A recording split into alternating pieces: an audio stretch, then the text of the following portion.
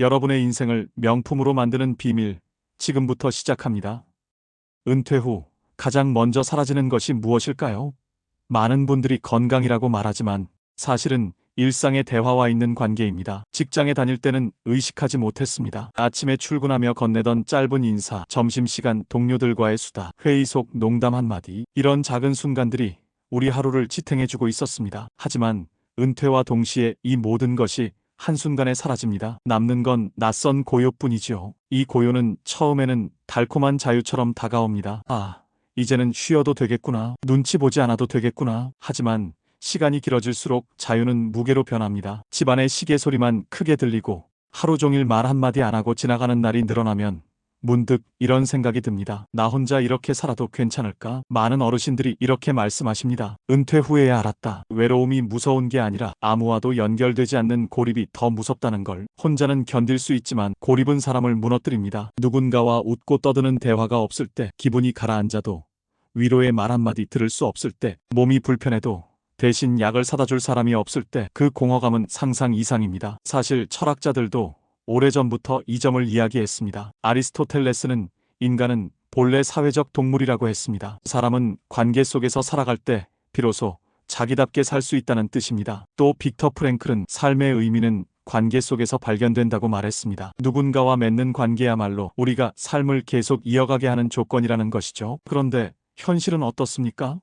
과거에는 혈연관계, 즉 가족이 노후를 지탱해 주었습니다. 부모는 자식을 돌봤고 자식은 부모를 모시는 게 당연했습니다. 하지만 이제는 시대가 달라졌습니다. 자식 세대는 각자 생존하기 바쁩니다. 취업과 결혼, 육아와 집 문제까지 짊어진 짐이 너무 무겁습니다. 부모를 챙기고 싶어도 마음처럼 되지 않는 게 현실입니다. 그래서 이제는 혈연만으로 노후를 지탱하기 어려운 시대가 되었습니다. 이런 흐름 속에서 은퇴 후 우리가 마주하는 가장 큰 변화는 관계의 단절입니다. 문제는 이 단절이 서서히 오는 것이 아니라 은퇴와 동시에 갑자기 닥친다는 점입니다. 어제까지는 동료들과 북적이던 사무실에 있었는데 오늘부터는 아무도 없는 집안에 덩그러니 혼자 있습니다. 그 공백이 크면 클수록 무력감은 더 깊어집니다. 그래서 지금 필요한 건 솔직한 질문입니다. 나는 은퇴 후 혼자가 되어도 괜찮을까?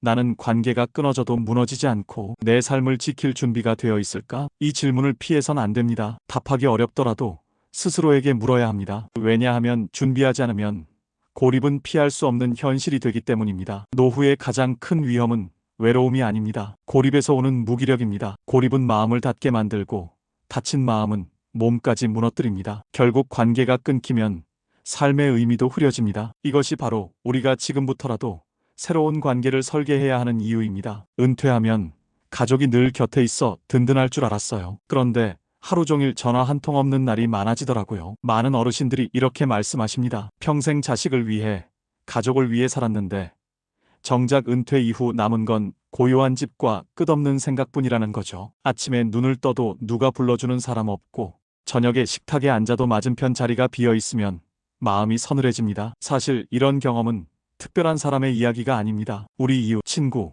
그리고 언젠가 나 자신에게도 닥칠 수 있는 아주 평범한 현실입니다. 아이들이 바빠서 그런 거지라고 스스로 위로하지만 몇 주, 몇 달이 지나도 상황은 달라지지 않을 때 우리는 깨닫게 됩니다. 아, 이제는 혼자가 기본이 되는 시대구나. 누구도 잘못한 게 없습니다. 자식은 자기 삶을 꾸려가느라 여유가 없고 배우자와도 각자의 생활 패턴이 달라 대화가 줄어듭니다. 멀리 있는 가족이 있다고 해도 자주 만나기 어렵습니다. 그래서 마음은 점점 더 멀어지고 나도 모르게 고립의 문턱에 서게 됩니다. 그렇다고 이런 감정을 드러내기도 쉽지 않습니다. 괜히 자식에게 서운하다고 하면 짐이 될까 걱정되고 이웃에게 속마음을 털어놓자니 민망합니다. 결국 혼자서 삼키게 되죠. 하지만 이 침묵이 길어지면 마음의 무게는 더 깊어집니다. 많은 분들이 이렇게 고백합니다. 젊을 땐 바빠서 사람을 못 만난다고 생각했는데 은퇴하고 보니 시간이 남아도 함께할 사람이 없더라. 평생 열심히 살았는데 지금은 어디에도 불려가지 않는 사람이 된 것 같다. 이런 말들을 들을 때마다 우리는 알게 됩니다. 이건 개인의 문제가 아니라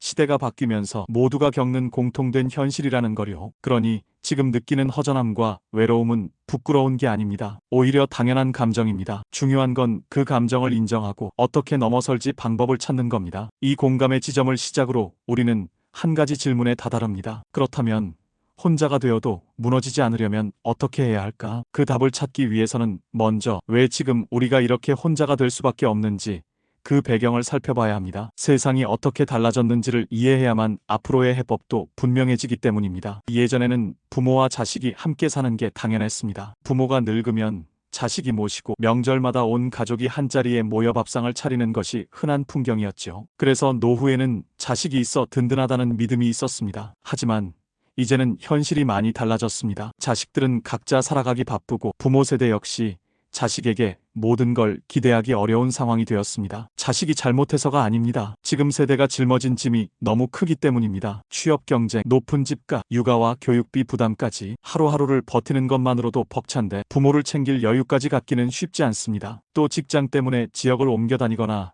해외로 나가는 경우도 많아 물리적인 거리가 멀어지는 경우가 많습니다. 같은 도시 안에 산다고 해도 바쁜 일정 때문에 얼굴 보기가 어렵죠. 결국 부모와 자식이 함께 사는 그림은 점점 더 희귀해지고 있습니다. 이제 노후의 삶을 지탱하는 힘은 혈연 중심 관계가 아니라 생활 동반자에서 나옵니다. 생활 동반자는 꼭 오래 알고 지낸 가족이나 친구일 필요가 없습니다. 매일 아침 공원에서 마주치는 산책 친구, 동네 도서관, 독서 모임에서 만난 지인, 아파트 단지 내 동호회에서 함께 운동하는 사람, 이런 분들이야말로 내 일상을 함께 지켜주는 소중한 동반자가 됩니다. 여기서 중요한 점은 이런 관계가 저절로 생기지 않는다는 사실입니다. 직장에 다닐 때는 자연스럽게 동료가 생기고 아이를 키울 때는 부모 모임이나 학부모 모임을 통해 새로운 관계가 이어졌습니다. 하지만 은퇴 후에는 그런 연결고리가 대부분 사라집니다. 따라서 이제는 관계를 의도적으로 다시 짜야 하는 시대가 되었습니다. 많은 분들이 이렇게 말합니다. 나이 들면 사람을 줄여야지.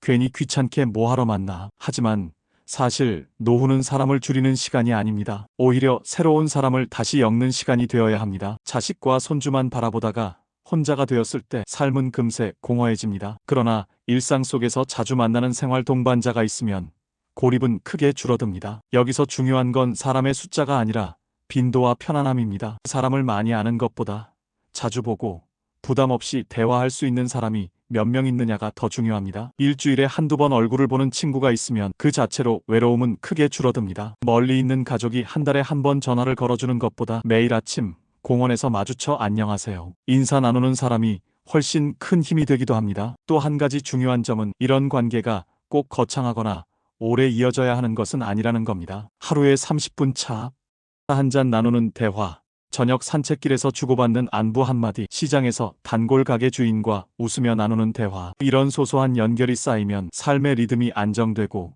마음이 단단해집니다. 노후를 살아가는 데 있어 우리는 종종 혼자 사는 게 두렵다고 말합니다. 하지만 사실은 혼자가 두려운 게 아니라 관계가 단절될 때 찾아오는 무기력이 두려운 것입니다. 그러니 이제는 관점을 바꿔야 합니다. 나는 혼자다라는 생각에 머무르는 것이 아니라 나는 누구와 어떻게 새롭게 이어질 수 있을까? 라는 질문을 스스로에게 던져야 합니다. 결국 노후의 질은 사람 수에 달려있지 않습니다. 얼마나 자주, 얼마나 편안하게 만나는 사람이 있느냐에 달려 있습니다. 매일 얼굴을 보는 이웃 1명, 주 1회 함께 걷는 친구 1명, 한 달에 2~3번 전화하는 옛 친구 1명, 이 몇 명의 관계만으로도 우리의 노후는 훨씬 풍요로워질 수 있습니다. 노후는 끝이 아니라 새로운 관계를 짜는 시기입니다. 과거에 의지하던 혈연의 틀을 벗어나 지금 내 곁에서 생활을 나누는 동반자를 찾아야 합니다. 관계는 저절로 생기지 않습니다. 내 손으로 새로 만들어야 합니다. 그리고 그 작은 용기가 내 노후를 단단하게 지켜주는 가장 큰 힘이 될 것입니다. 관계의 힘은 머리로만 아는 게 아니라 실제 삶에서 증명됩니다. 작은 용기로 내민 한 발자국이 어떻게 인생을 바꿀 수 있는지 바로 우리 이웃들의 이야기가 보여줍니다. 서울 마포에 사는 72세 윤성현 어르신은 은퇴 직후부터 하루 종일 집에만 머물렀습니다. 젊을 때는 현장에서 사람들과 부대끼며 살아왔는데 일을 내려놓고 나니 하루가 너무 길고 적막했습니다. 처음에는 이제 좀 쉬어야지 하며 느긋하게 지냈지만 2달, 3달이 지나면서 점점 활기를 잃었습니다. 누군가와 말 한마디 나누지 않은 날이 이어지자 마음이 가라앉았고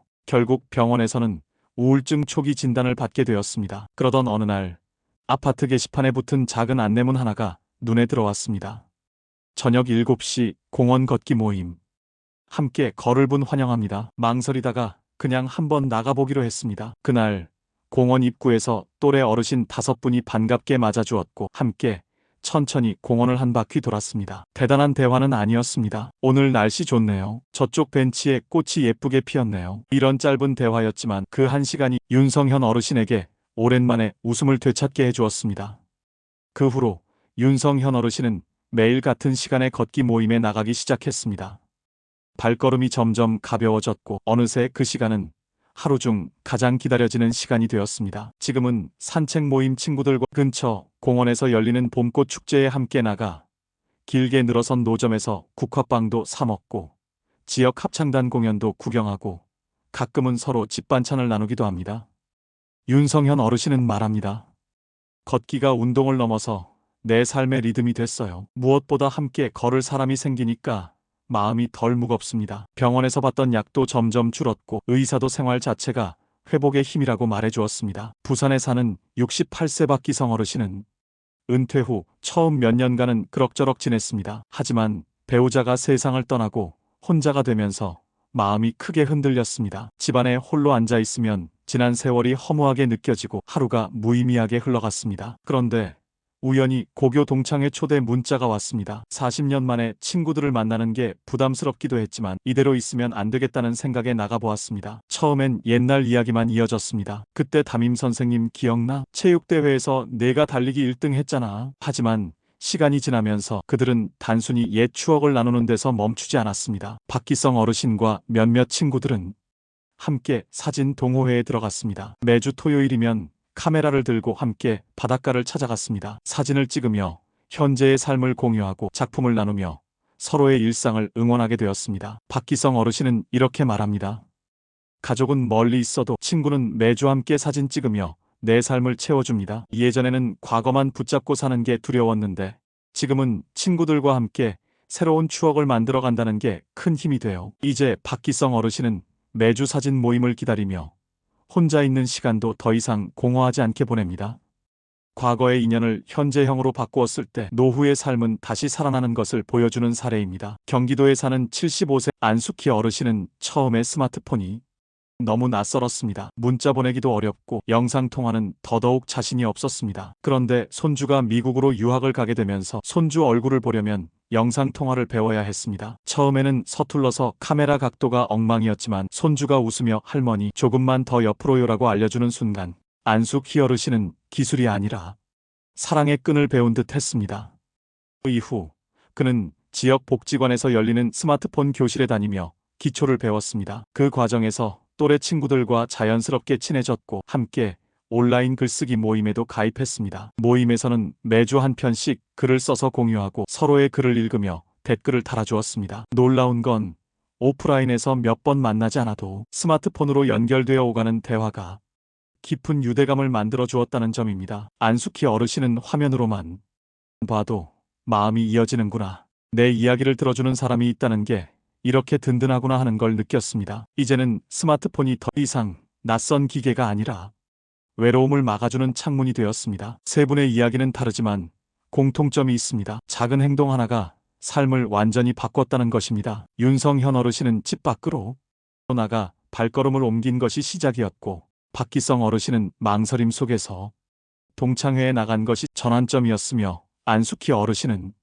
낯선 스마트폰을 배우겠다고 결심한 것이 계기가 되었습니다. 이들의 경험은 우리에게 분명히 말해줍니다. 노후의 관계는 저절로 생기지 않는다. 내가 한 발 내디딜 때 비로소 새로운 연결이 만들어진다. 그 작은 용기 하나가 고립을 끊고 삶의 의미를 다시 세워줍니다. 노후는 고독의 시간이 아니라 새로운 관계를 다시 짜는 시기입니다. 그리고 그 끈은 멀리 있는 가족보다 지금 내 곁의 생활 동반자에서 시작됩니다. 노후는 고독의 시간이 아니라 새로운 관계를 다시 짜는 시기입니다. 그리고 그 끈은 멀리 있는 가족보다 지금 내 곁의 생활 동반자에서 시작됩니다. 생활 동반자는 거창한 존재가 아닙니다. 아침마다 마주치는 동네 산책 친구일 수도 있고 시장에서 늘 반갑게 맞아주는 단골 가게 주인일 수도 있습니다. 가끔은 아파트 엘리베이터에서 스치듯 인사하는 이웃이 될 수도 있습니다. 중요한 건 그 만남이 깊고 오래된 인연이냐가 아니라 내 일상 속에서 얼마나 자주 얼마나 편안하게 이어지느냐입니다. 멀리 있는 자식이 한 달에 한 번 안부 전화를 해주는 것도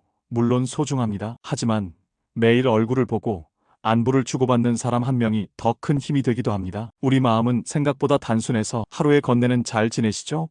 라는 한마디만으로도 든든함을 느낍니다. 그것이 바로 생활 동반자의 힘입니다. 그렇다면 이런 관계는 어떻게 만들어질까요? 답은 의외로 간단합니다. 먼저 내 쪽에서 작은 용기를 내는 겁니다. 동네 주민센터에서 열리는 강좌에 등록하거나 평생교육원에서 열리는 모임에 참여해보세요. 오랜 친구에게 잘 지내지?